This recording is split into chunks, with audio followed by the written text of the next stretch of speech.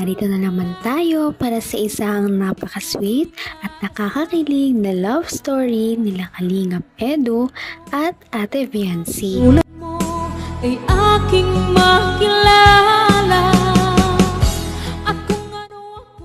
Para sa pagpapatuloy ng ating love story ay makikita natin kung gaano na kalaki ang ipinagbago ng bahay nila Ate Viancy ngayon.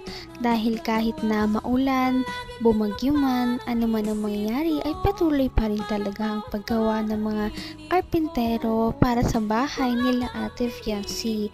Kaya bilang ganti ay makikita natin si Ate Viancy na dadalaw sa kanilang bahay. Bit-bit ang mga pagkain para sa mga karpintero.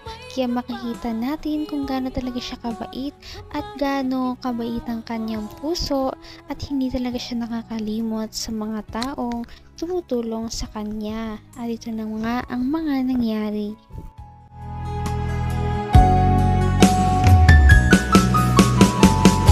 Ang nais ko lang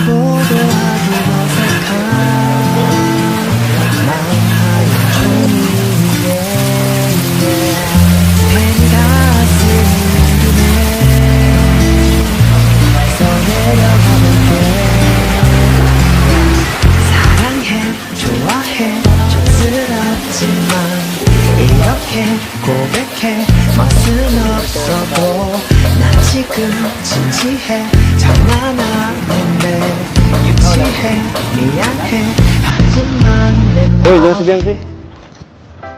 Ano yung Biancy dala mo? Dalan po. Ganda ng suot mo, ha? Saan galing ang damit mo? Ganda. Bagyo po kayo. Sa Baguio? Uy, guys!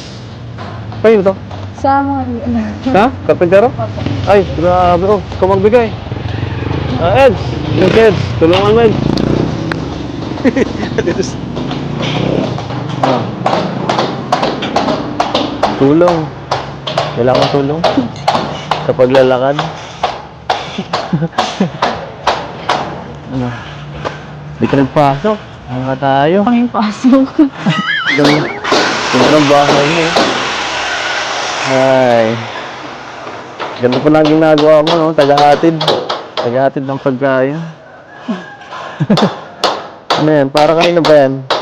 Wala po. Salamat. Day, pagkain, no? Lagi galing sa YC, oh. Special din. Galing pa. Galing pa sa bundok ni Kuya Robin. Kaya na po muna kayo, Kuya An. Ay, ikaw rin. Sumano yan. Baka di ka pa kumain. Gawin na po ako dun. Bago mag-alis.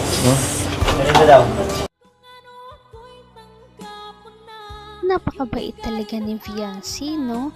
Dahil kahit na maulan ay talagang pumunta pa rin siya doon kahit madulas din ang daan. Talagang pinagtiyagaan niya na makatulong din naman kahit papano sa mga gumagawa sa kanyang bahay.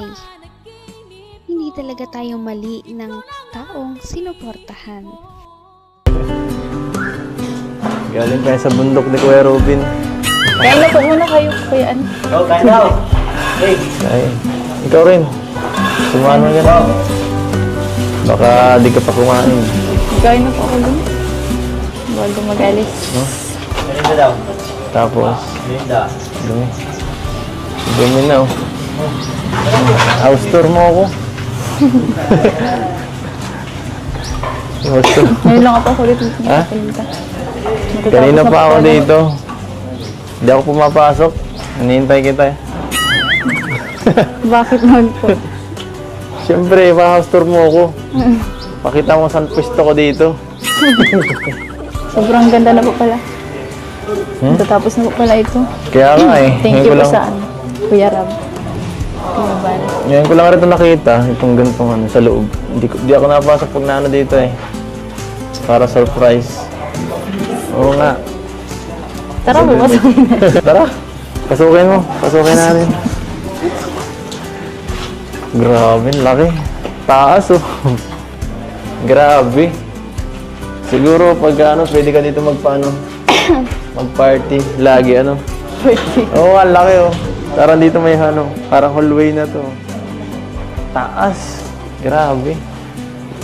Siguro pagka may mga ano, may mga event pwede na dito. Ang ganda. Tapos may dalawa ka pang kwarto sa taas. Left and right, dalawa. Ang ilang pamilya ba dito papatirahin natin? Sobrang dami yata ng kwarto dito. Sinama mo niyo na yata ako eh. Joke lang. Mali ko. Sana matapos na ito pag Pasko, no? Nahiya na nga po ako. Okay lang po, kahit unahin mo na po yung iba. Napakalayo na talaga ng narating ni Ate Fiancy dahil kung dati ay wala man lang silang bahay na matirhan na permanente, ngayon ay unti-unti nang nabubuo ang kanyang mga pangarap dahil sa pagtulong sa kanya ng Kalingap Team. Ngayon ay malapit nang mabuo ang kanyang bahay. Kita mahal. Tayo kita eh. Bakit naman po? Siyempre, pa-house tour mo ako. Pakita mo saan pwesto ko dito. Sobrang ganda na po pala. Tatapos na po pala ito. Kaya nga eh. Thank you Ngayon ko po lang- sa ano, Kuya Rab. Kuya Val. Ngayon ko lang rin ito nakita, itong ganitong ano, sa loob. Di ako napasok pag naano dito eh. Para surprise. Oo nga.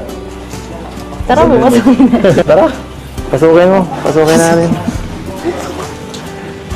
Grabe, laki. Taas oh. Grabe. Siguro pag ano, pwede ka dito magpaano, mag-party. Lagi ano. Oo, ang laki oh.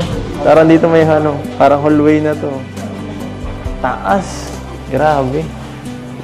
Siguro pagka may mga ano, may mga event pwede na dito oh. Ang ganda.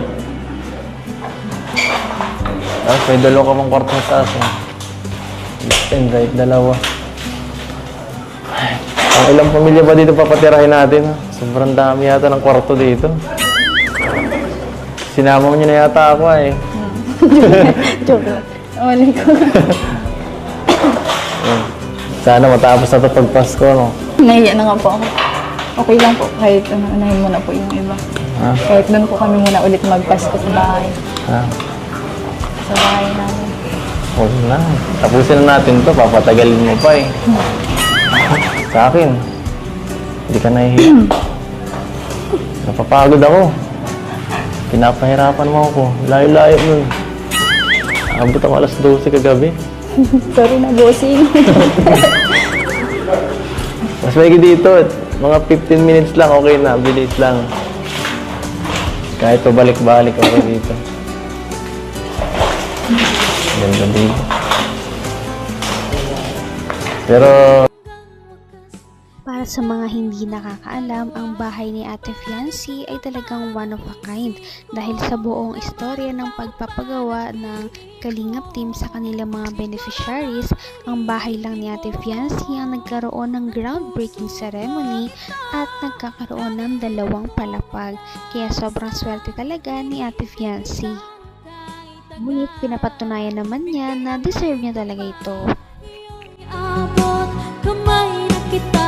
ha? Sa bahay namin. Huwag na. Tapusin na natin to. Papatagalin mo pa eh. Sa akin, hindi ka nahihiya. Napapagod ako. Pinapahirapan mo ako. Layo-layo nun. Abot ako alas 12 kagabi. Sorry na, bossing. Mas maigi dito. Mga 15 minutes lang. Okay na. Bilis lang. Kahit pabalik-balik ako dito. Ganda dito. Pero, sana matapos na, ano? Sige, tara. Hindi ko na. Dito ma-celebrate. Ma-celebrate tayo dito ng Pasko. Joke lang. Bagong taon. Ano? Wala lang paano ba yan? Wala lang Hong Kong. Sana tayo mag-celebrate ng ano? Ng anniversary. Dito na lang po siya. Dito Dito na lang na tayo lang. mag-celebrate. Okay lang kahit saan eh. Okay lang. Kasama ka, okay lang. Saan? Kahit saan. Kahit nga doon lang sa bahay niyo, okay lang eh. Ano? Opo, kahit saan. Okay lang naman po kahit saan tayo tayo. Sigurado ka, baka maingit ka sa iba. Sa mga ano. Maingit ka dun sa mga ibang inyo. Sabi ko, ganyan sa kanila. Di bale. Next year sa Hong Kong tayo. Di ba sabi mo gusto mag-Disneyland? Naku, ganda dun. Sobrang ganda dun. Sigurado mo. Bigay ng may kapal. As usual, kapag silang dalawa ang nagkikita, talagang paniguradong may mga sweet moments pa rin sila kahit na gaano kaseryoso ang kanilang ginagawa. Kaya nakakatuwa pa talagang panoorin ang love team na ito dahil hindi talaga sila nakakasawang panoorin dahil sa kanilang ugali at chemistry. Napaka-sweet talaga nila at napakabait ng tambalang ito kaya maraming sumusuporta. Kaya naman, sana ipatuloy natin silang suportahan at mahalin si Viancy, si Kalingap Edu at ang Kalingap team. Yun lamang at maraming salamat sa panonood. Abangan natin kung magkakatuluyan ba talaga si Kalingap Edu at Viancy. Hanggang sa muli! Bye! Ngayon'y abot